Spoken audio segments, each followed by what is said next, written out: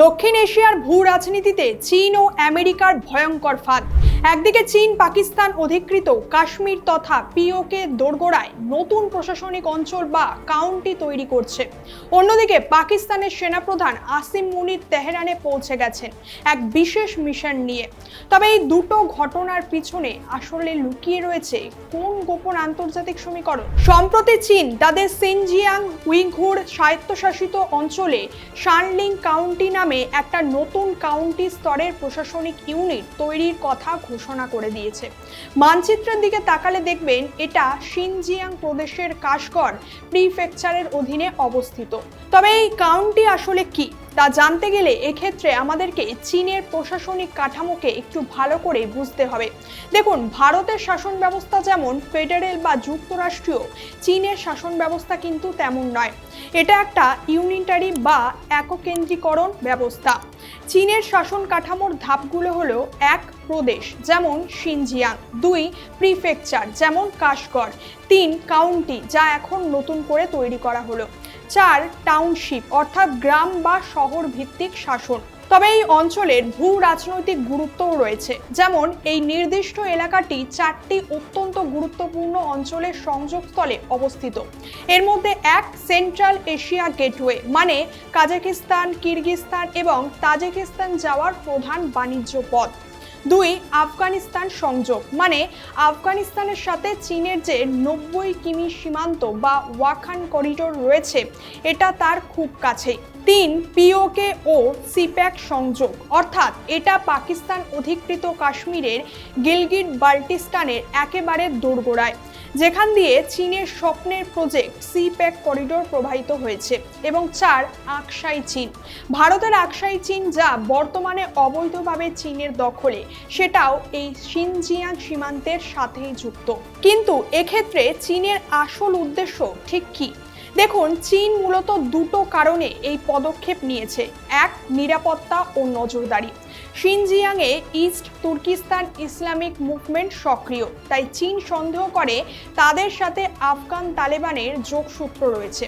তাই নতুন কাউন্টি বা প্রশাসনিক অঞ্চল তৈরির ফলে সেখানে পুলিশ ও সেনাবাহিনী মোতায়েন এবং আধুনিক নজরদারি চালানো অনেক সহজ হবে চীনের পক্ষে।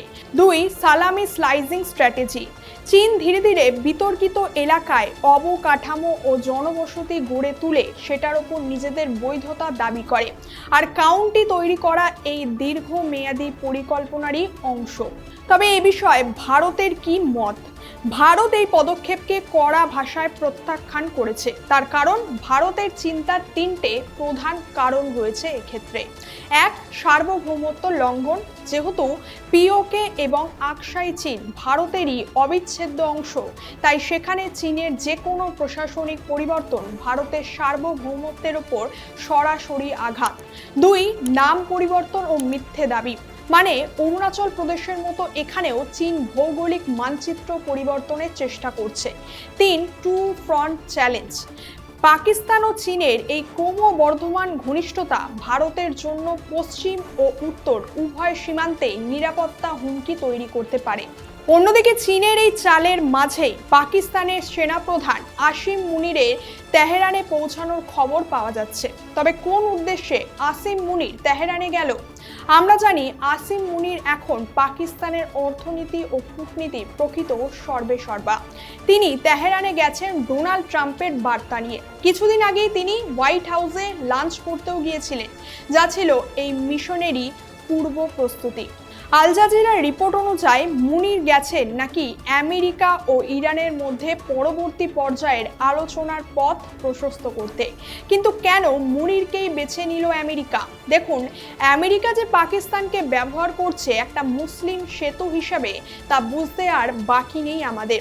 আর ইরান হয়তো কোনো পশ্চিমা দেশের চেয়ে একটা মুসলিম দেশের সেনাপ্রধানের কথা শুনতে বেশি স্বাচ্ছন্দ্য বোধ করবে।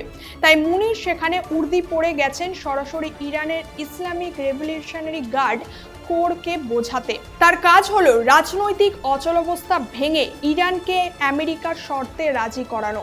তাকে বলা হয়েছে, আমরা সবাই মুসলমান, আমরা সব সামলে নেব, তোমরা আমেরিকার কথা মেনে নাও। আর পাকিস্তান এই কাজ করছে স্রেফ টাকার জন্য। সৌদি আরবে তারা 13,000 সৈন্য এবং F-16 স্কোয়াড ড্রোন পাঠিয়েছে। এবার সৌদি আরব যদি তাদের দেওয়া কয়েক বিলিয়ন ডলার ফেরত চায়, পাকিস্তানের অর্থনীতি একেবারে ধসে পড়বে তখন। তাই সৌদি ও আমেরিকার কথা মতো চলা ছাড়া পাকিস্তানের কাছে এখন আর কোনো বিকল্প নেই। এখানে মজার বিষয় হলো, চীন ইরানকে একটা স্যাটেলাইট দিয়ে সাহায্য করেছে। এই স্যাটেলাইট ব্যবহার করেই ইরান মধ্যপ্রাচ্যে মার্কিন সামরিক অবস্থান ট্র্যাক করছে। অর্থাৎ চীন মুখে শান্তির কথা বললেও তলে তলে ইরানের সামরিক সক্ষমতা বাড়িয়ে আমেরিকাকে চাপে ফেলছে। ডোনাল্ড ট্রাম্প আগামী মে মাসেই চীন সফরে যাচ্ছেন, তাই তিনি শি জিনপিং এর মুখোমুখি হওয়ার আগেই ইরানের সাথে সমঝোতা করে শক্তিশালী অবস্থানে থাকতে চাইছেন। আর আসিম মুনির সেই লক্ষ্যেই ট্রাম্পের ডেলিভারি বয় হিসেবে দৌড়াচ্ছেন। সুতরাং একদিকে চীনের কাউন্টি তৈরির মাধ্যমে সীমান্ত দখলের চেষ্টা, আর অন্যদিকে ইরানের সাথে আমেরিকার গোপন সমঝোতায় পাকিস্তানের নাক গলানো। দক্ষিণ এশিয়ার মানচিত্র কি বড় কোনো পরিবর্তনের দিকে এগোচ্ছে? কি বলবেন এই বিষয়ে? আপনার মতামত অবশ্যই কমেন্ট করে জানাবেন। আর ভিডিওটা ভালো লাগলে একটা লাইক ও শেয়ার করে দেবেন। দেখা হচ্ছে পরের ভিডিওতে। ভালো থাকবেন এবং চোখ রাখবেন চকে টিভি। ধন্যবাদ।